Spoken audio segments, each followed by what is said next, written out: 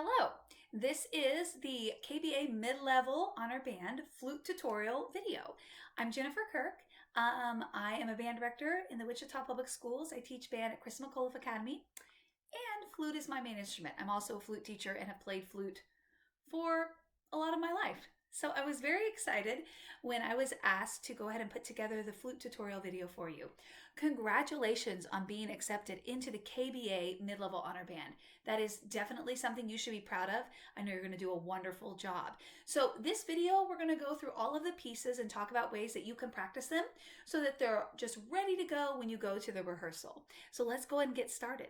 So we're going to go through our warm-up portion here of the video and talk a little bit about setup so that you can have a successful practice session. When I am practicing, I make sure that I'm in a spot that's away from all of the activity in my home. I have two young children that are quite loud. I have two dogs. I have a husband.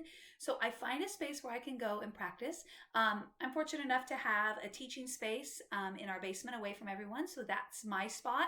Your spot could be a bedroom, it could be an office, just somewhere where you can set up what you need to have a successful practice session. There are some things that you are going to want to have ready to go when you sit down to play your music. Hopefully you use this when you're practicing on your own anyway. Of course, your instrument, number one. I like to sit when I practice. You can also stand, but if you choose to sit, which is what I will be doing on this video, you want to make sure that you have a nice hardback chair, something that will encourage you to sit with your best posture possible. I also have a music stand. It's always a good idea to make sure that you have a stand at a good height so that you can sit with good posture as you are playing. On my music stand, I have all the music that I need for the KBA Mid-Level Band. I also have a pencil, and this is something maybe your band director has talked to you about, a metronome. So the metronome that I'm going to be using today is just on my phone. Here is an example of a metronome that you can buy at a music store. They can come either way.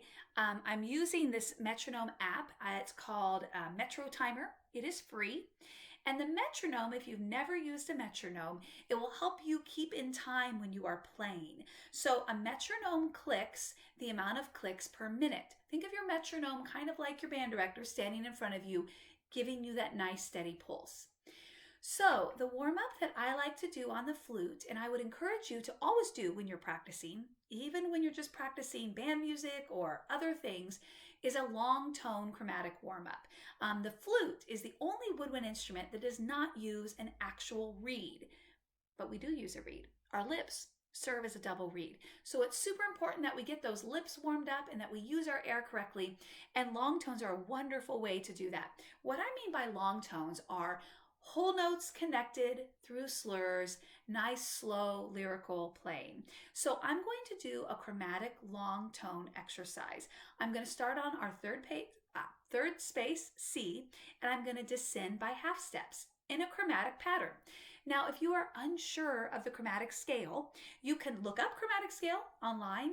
You also can go to your band book and look at the fingering chart. Your fingering chart is actually laid out in a chromatic pattern, and you can follow along with me. You can even play. When you hear me play, you're going to hear a little bit of vibration in my sound.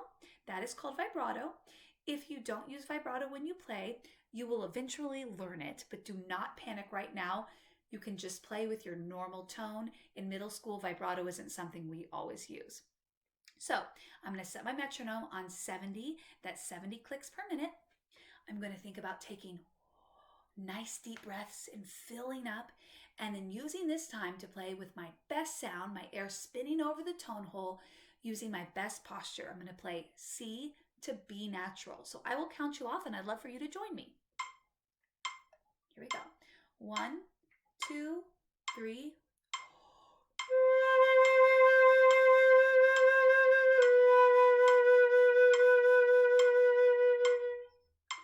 I'm going to now play B natural to B flat. Ready?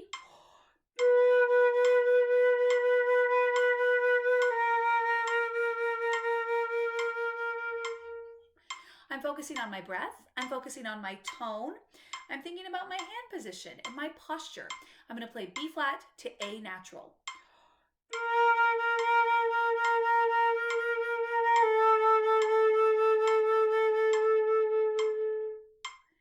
A natural to A flat.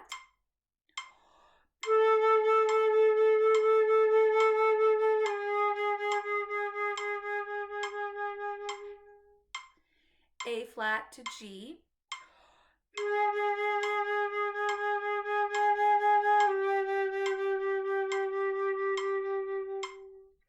For the sake of time, I'm going to stop there on my descending chromatics. You can go all the way down to the lowest note that you can play.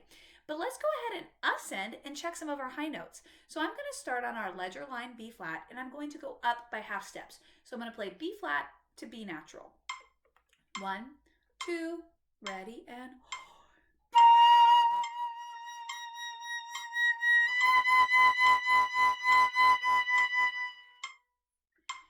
B to C.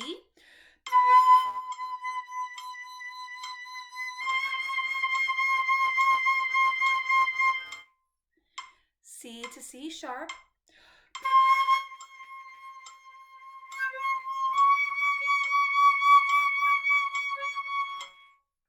And I can keep ascending all the way up. But for right now, I'm going to stop there. So I would suggest every time you warm up, you do some kind of slow warm up on your long tones. Think of it like stretching before you exercise. All right, let's go ahead and get into the music. Okay, so we are going to get ready here to practice El Camino de Anaheim. The first thing we always want to do here on our music when we are looking at a new piece is make sure that we're comfortable with the time and the key signature. So I'm seeing here that I'm in 4/4 time and I have 3 flats, B flat, E flat, A flat.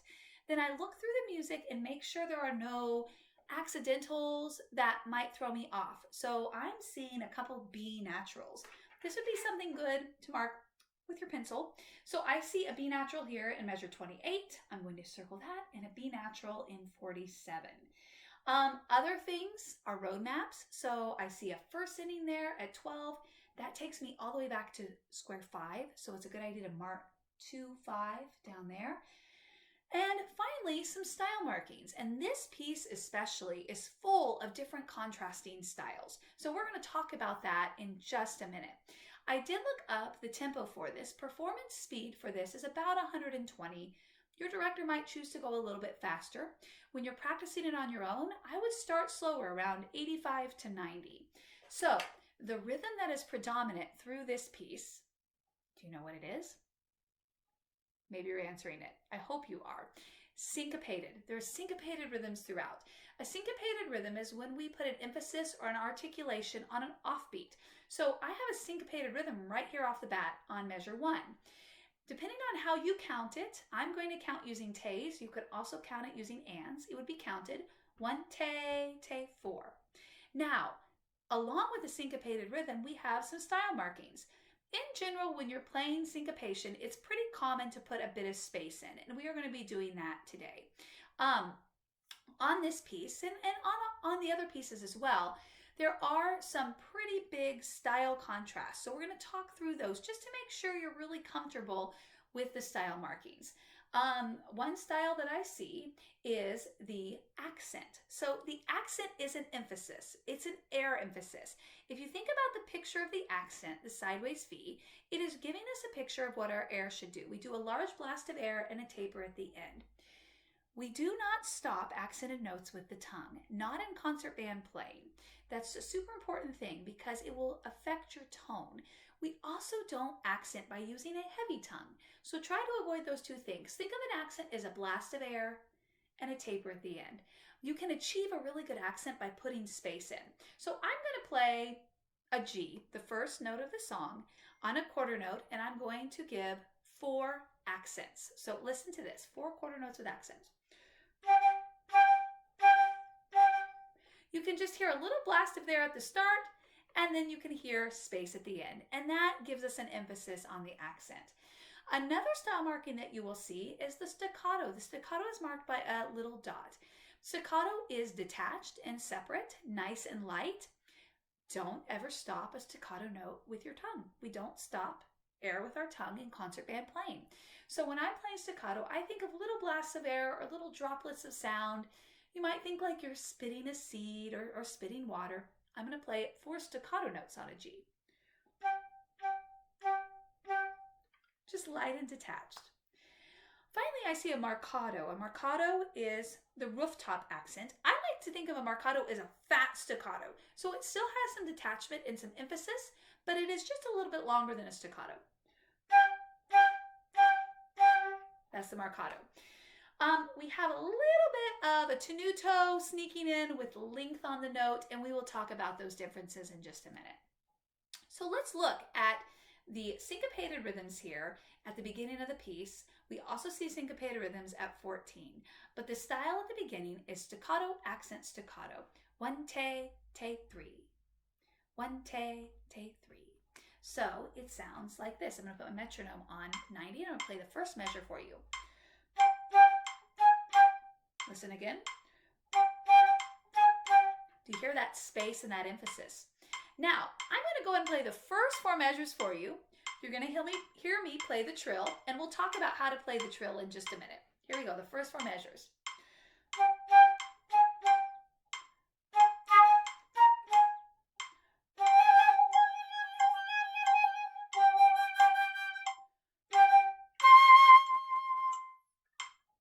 Okay, so maybe you've gotten to play trills in band. I know my own flute players think trills are some of the most fun things we get to do. So when you trill a note, the rule of the trill, and this is the rule of the trill throughout all music, is you start on the printed note and then you go to a note that's a step higher in the key. So in this case, we're not going to an A natural, we're going to an A flat. So we're really only going up a half step. So I play my G and then I just trill my left pinky. Now, when I'm playing the trill, it's super important that I establish tonality before I actually start the trill. So you want to hear that G before the trill begins.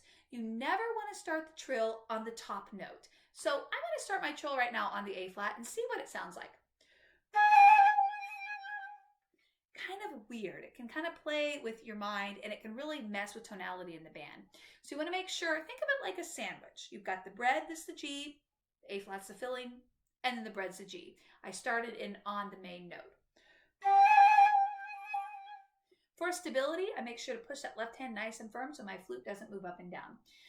I also have that trill at 44. Now, I mentioned that we would talk about the difference in syncopated rhythms. So you heard the space there at the beginning, but if you look down at measure 14, you will see a staccato followed by a tenuto. So instead of playing, I'm going to actually lengthen that quarter note there.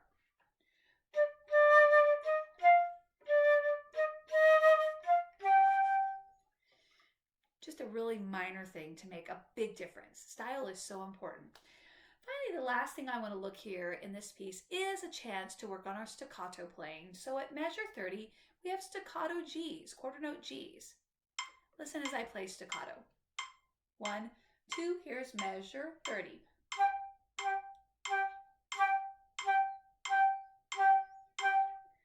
Just light and detached. So those are some things you can think of as you're working on this piece. I would say this piece is all about style, and you can continue to try to get this faster so that you're at performance tempo when you go to your first rehearsal with the mid-level honor band. This piece, Dark Ride, this is such a fun piece. I've had a chance to work on this with bands before. You're going to love this. But I will tell you, it's also tricky because it has a lot of different accidentals that aren't in the key signature, and there's a few style and roadmap things that can be tricky. So you want to make sure you have your pencil because we're going to mark some things in. First thing I want you to make note of is the key signature. So the key signature is telling us that we have 1 flat, which means that our E's are natural and our A's are natural. Now don't let that just make you think that's the key you're going to be in the whole time, because we are going to be playing quite a few accidentals. Tempo-wise, it starts at 72, starts kind of slow, but when we get to 11, it gets faster, and it even gets faster before the end of the piece. At 52, we go up to 172. So you want to make a note there of the increasing tempo. Now, there are some accidentals that aren't in the key signature. A predominant one is our G sharps. So you probably haven't seen a lot of G sharps in band. G sharp is inharmonic to A flat. So you're going to play your G sharp, 1, 2, 3, pinky, thumb, and then pinky. So let's mark those G sharps in. I'm seeing them throughout. I have them at measure 5. I have them at 6. Also make note of where the G sharp actually applies to all the G's in the measure. Good example is 25. I have a G sharp on beat 1 and on beat 2. So I'm going to mark that throughout. 50, I have a G sharp on 4 and the end of 4. Also, one of the big things that happens throughout is a descending line, a chromatic descending line. I have it at 36 and 40. I start on a D and I go down by half steps. So I play D, C sharp, which is inharmonic to D flat, C natural, B natural, B flat, and A natural. And it sounds like this. If you can get comfortable with that, it's going to help you throughout the piece. The other thing is the trills. So let's check these trills out. I have an A to a B flat trill. Remember, the rule of trills is that you go to the note that's higher that's in the key signature. So in this case, you played A to a B flat. I'm talking about measure 13. I also have it at measure 17.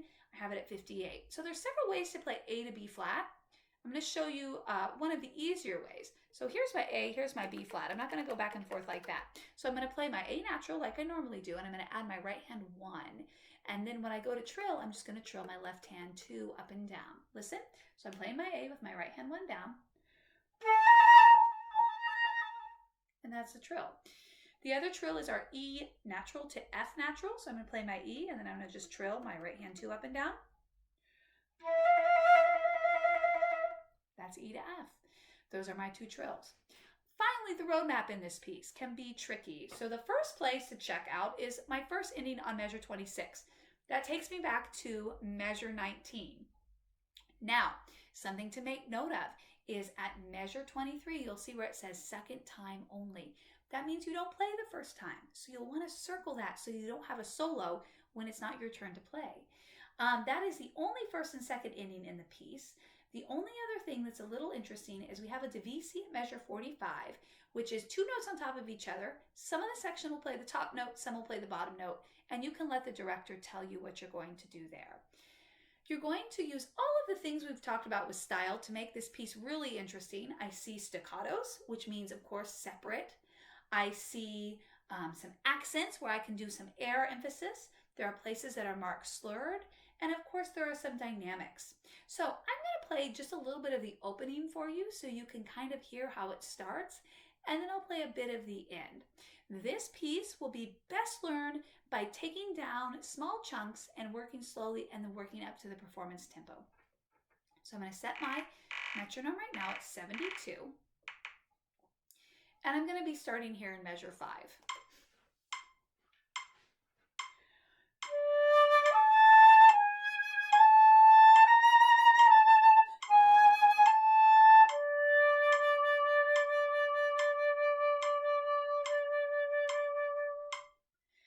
So you hear the mysterious and creepy opening. Now, let's play a little bit of the fast stuff. So I'm actually going to start here at 52, where we go to the 172. Nice quick tempo there.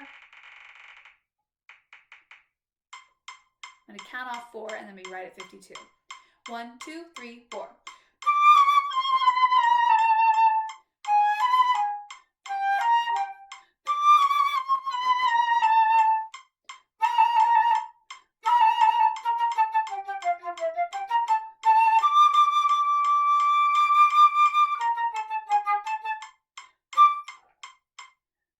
So that is a really fun ending, but you can hear how fast it goes. So I would suggest on this exactly what I said.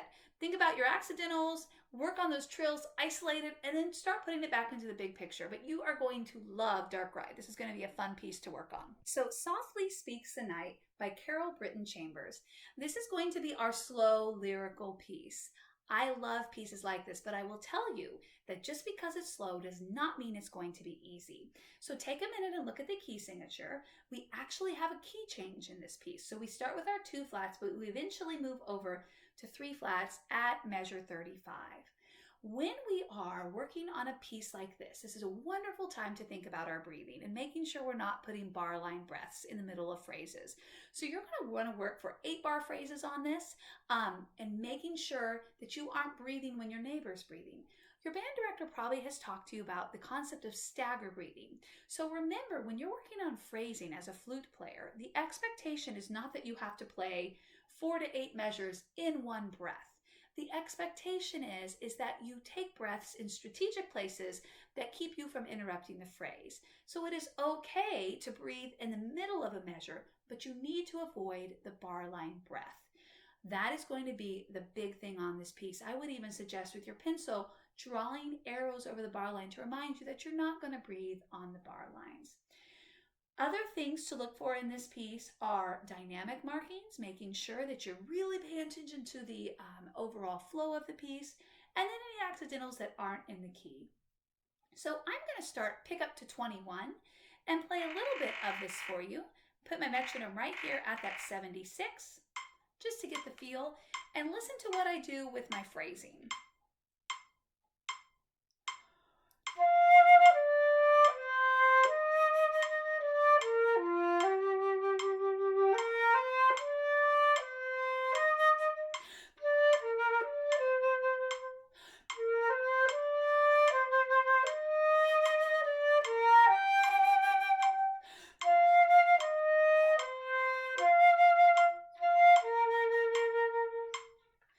So I basically just played a big phrase right there. I like to tell my own band, and especially my flute players, that we want to think about our air pushing the bar line over like it's a wall.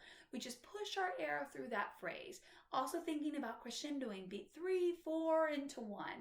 Yes, you might be thinking to yourself, well, none of that is marked in the music. No, it is not. That is being a good independent musician and understanding the concept of the phrase. Notice as well that when we hit measure 35, we go to forte dynamic marking. So you really want to play that out. We also add in a flat. So we need to make sure all of our A's are flat. The other thing that you'll want to make note of is places where the phrase might slow. So for instance, 46 and 47, we have a retardando. That means that we will slow down. So I would make myself a little note that says, watch, or I would draw eyeglasses to remind me to look up at the conductor. So those are some pointers here for this lovely piece, Softly Speaks the Night. Destiny Fanfare. What a wonderful piece. You're probably going to play this as your opening. Great way to start a concert. Allegro marking. We've got 3 flats there throughout the whole piece. This is going to just have a lot of excitement in it. So I'm seeing right here with this allegro marking and the accents throughout, I'm thinking about the style that I'm going to be playing this piece in. So everything's going to have space. And really, we're going to just have a lot of energy as we play this. So you'll notice here at the beginning, you have this repetitive ostinato in the flute section. Really important that you don't connect this, but that you do push your air forward throughout.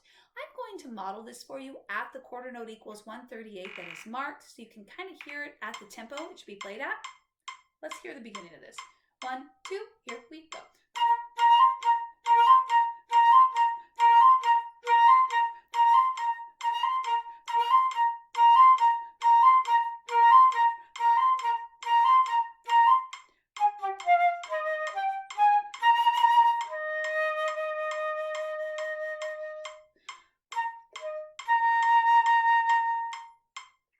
So what a fun thing to play as a flute player. A couple things that I want you to notice. You probably heard the notes that were accented had a little bit of space. That gives us that emphasis that we want. And also at 12, I adjusted my dynamic to that mezzo piano. Now, looking at throughout this, I'm noticing that there is a contrast here on style at 22. I go to something that is slurred and connected. So you might want to use your pencil and make a note of that so that you pay attention to those rhythms. Also, there's a chance for you to really think about your phrasing, making sure you're avoiding bar line breaths as you play that motive there. I see 1 trill in the piece. This could be something that might catch us, but this is a trill that we actually had in one of our other pieces as well. So the B flat to C trill, you're going to just finger B flat and you're going to move your thumb up and down, making sure that you start on the B flat. And that's going to be the trill that you play there at 61. Use this to really emphasize your dynamic contrast. When you see mezzo fortes, you can bring those down even softer to mezzo pianos. And when you see your fortes, you can really play those out. My suggestion when you're working on the fanfare is to start at probably around quarter note equals 100 and do small chunks and then work your way up to that wonderful, brilliant 138. Have fun working on this piece. I hope all of these pointers and practice tips will help you as you are preparing here for the mid-level honor band. And again, big congratulations for being accepted and nominated into this band. Have a wonderful time at the rehearsals. I know that you will make a lot of memories, a lot of friends, and a lot of good music. Happy practicing.